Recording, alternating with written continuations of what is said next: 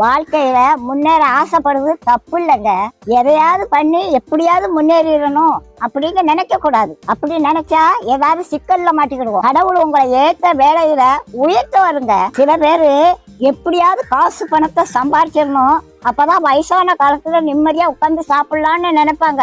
வயசான காலத்துல காசு பணம் எல்லாம் இருக்கும், ஆனா ஒன்னும் அனுபவிக்க முடியாது. பாட்டி வீட்டுல ஒரு எலி ரொம்ப நாளா தொண்டை பண்ணிக்கிட்டு இருந்தது. அதை எப்படியாவது பிடிச்சிடணும்னு கூண்டுக்குள்ள ஒரு தேங்காய் துண்டை குத்தி வச்சேன். ஒரு 9 மணிக்கு சத்தம் கட்டுச்சு, எலி மாட்டிக்கிட்டுச்சு. சரி இருக்கட்டும், காலையில எந்திரிச்சு காட்டு பக்கத்துல கொண்டு திறந்து விடுவோம் அப்படின்னு நினைச்சு தூங்கிட்டேன். காலையில பார்த்தா எலி உள்ளதான் இருந்துச்சு.